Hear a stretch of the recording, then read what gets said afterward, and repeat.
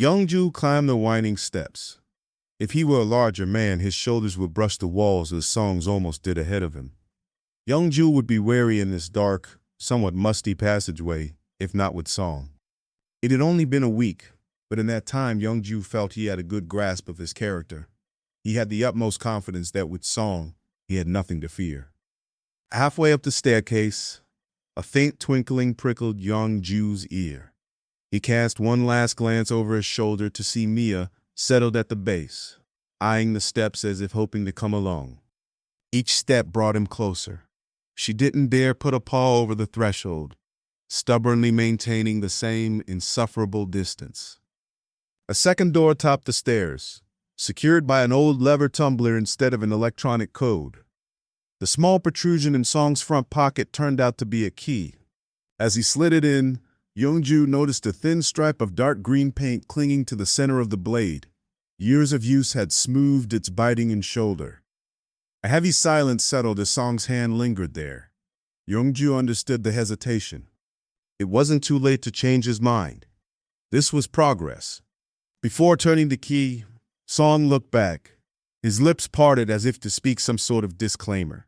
But when their eyes met, the words dissipated, and Yongju gave a shy smile as reassurance.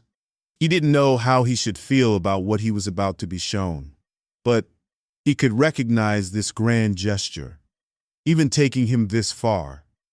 Yongju reduced his distance to the door from 2 steps to 1. Now, in Song's personal space, his body warmed Yongju's chest through their shirts. Maybe he now knew the anxiety Yongju had felt all week. Well, not quite the same. He could almost feel his shaky inhale reverberating his body as he twisted the key and pushed. The door swung open, in no real hurry, heavy as if it watched over a vault rather than an attic studio. For the first time, Yongju could see what was locked off from him all this time. Song didn't invite him inside. He fell back against the doorframe, as if the very action of opening the door depleted all his energy. His gaze caught Yongju's only for a breath or two before falling downward. The usual steeliness Yongju wasn't sure Song could avoid displaying didn't register. They were glassy, reluctant, and inviting all at once. Yongju steeled himself, as if expecting at any moment Song would change his mind, waiting for an armbar to halt his entry, but it never did. In 3 strides, Yongju could cross the room if he wanted to. Ceiling-to-floor windows made it feel bigger than it was. Direct ahead was another door, the only other exit. It lit outside, likely to the rickety stairs Yongju caught a glimpse of the other night. Calling them stairs was generous. Time, and likely termite intervention, wore all but 3 of the uppermost steps to a 6-foot drop. Removing them all in entirety and deadbolting the door would be the safer option. Unless standing pressed to the glass, all Yongju could see were the gorgeous treetops. He knew from his exploration that Mother Nature fenced the entire property with them. To some it might feel eerily isolating, but to Yongju there was only peacefulness. He could see himself easily losing hours up here watching the clouds roll by.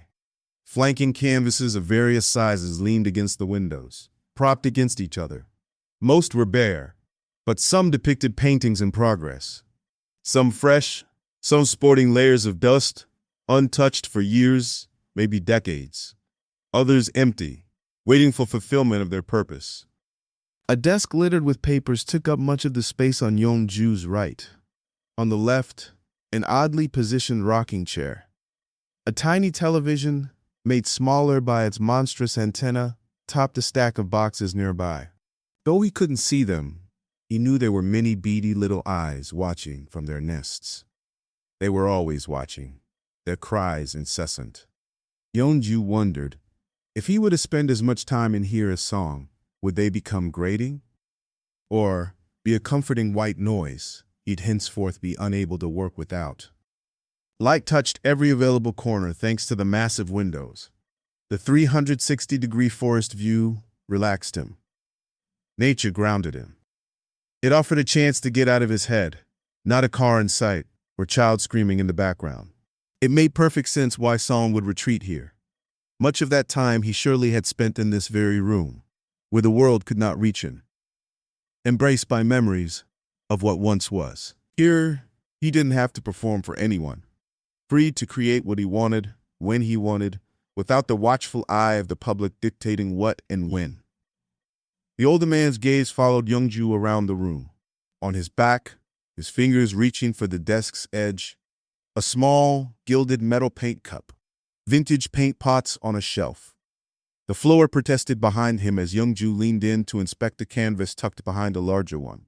Scolding or reminders that Yongju had forgotten his place never found voice. But his close presence alone told Yongju he ought to quell his curious digits. Around the desk and the stack of canvases in front of him stood out to Yongju. While dust coated most of the room, these places were clear. It told Yongju that he'd made the right decision in holding back. No harm would have come to him if he had made contact. Of that he knew. But would it set back their progress? Likely so. Even existing in this room right now meant Song had taken a colossal step in trusting him. "You can sit," said Song, "if you want." He spoke with certainty, but almost whisper silent. Like he'd said exactly what he had wanted to all along, yet also wished to stuff the words back into his mouth. Between the stool by the outer door and the chair behind the desk, Yongju was considering the latter. But Song pointed toward the rocker. Of the three choices, this was the one he expected to be most off-limits. But when he got to it, he noticed the area to be well-maintained. The picture of Song rocking back and forth in it conjured up in Yongju's head looked strange. But the long swipes of displaced dust behind the chair's rocker blades told him it must get regular use.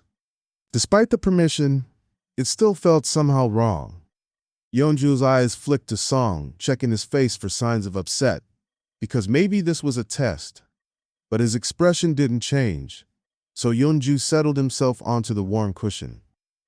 It did well to support his lower back and shoulders, but he knew after a while his tailbone would be screaming at him.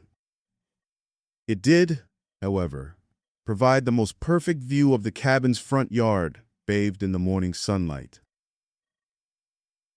Instead of taking the desk chair, the older man turned as if to leave the room. He stopped by the door, pressed his back to the wall it ran parallel to, and slid to the floor. To Yongju, the few feet between them felt monumental, because right now all he wanted was to massage the spot between Song's brows. "I do my best work here." Song stretched his legs in front of him, staring straight ahead, at the glittering condensation in the empty glass jars lining the edge of the desk on the floor, or the squirrels racing about in the trees. Yongju smiled, though Song couldn't see it. Instinctual and somewhat of a self-soothing habit. "It's beautiful. I've never shown anyone."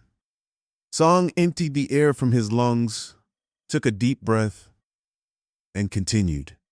"Nothing I paint here leaves this room. So many are unfinished. I couldn't find the energy or the motivation. I don't know."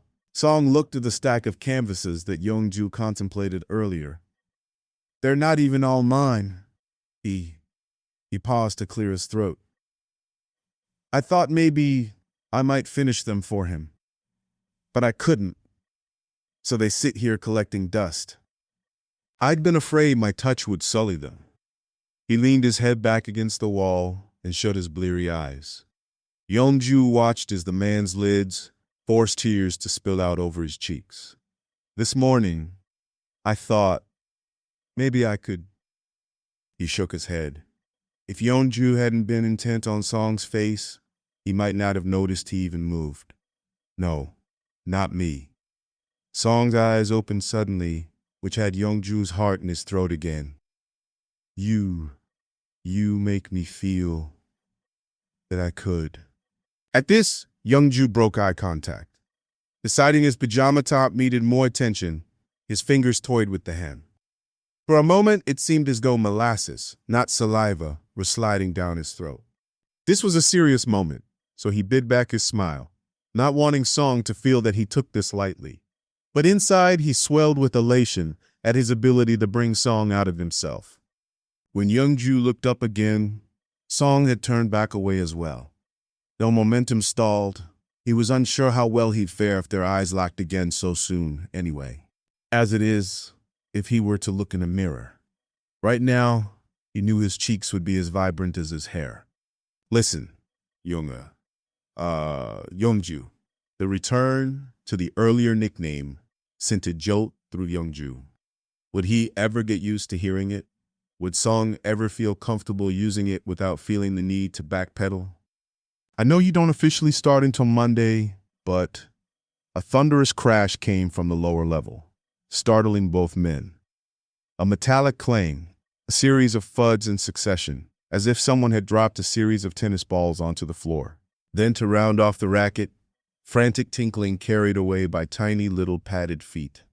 To prevent laughter, Yongju pressed his lips together, displaying an amused smirk instead. Seconds prior, not even a chainsaw could hack the tension. He mentally thanked Mia for dissolving it. Although Song wouldn't appreciate whatever chaotic, likely citrusy scene she'd prepared downstairs. It's those damn oranges. Song got to his feet. Yongju didn't know the feline well, but she had knocked the pyramid of fruits to the ground twice since he'd been there. What they'd heard was likely her third successful attempt. Yongju moved to get up to follow the older man back down the stairs. No. Stay. Song scanned the room as if he were rethinking leaving Yongju alone here. Or perhaps the mistake would be to leave his grandfather alone with Yongju. I'll be back. For the first 5 minutes, Yongju didn't dare move. He hardly allowed himself the luxury of breathing. He was already in a space that he shouldn't be, or at least hadn't been until now, and so this was uncharted territory.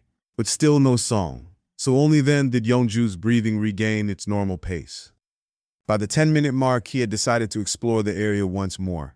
His unguarded opportunity put more verve in his steps. He ventured a look at the paintings, admired the stunning view of the forest from a higher vantage point. By 15 minutes, Yongju circled back to the chair where he'd wait for Song. The tall stack of VHS tapes atop the aged television set proved more enticing, though.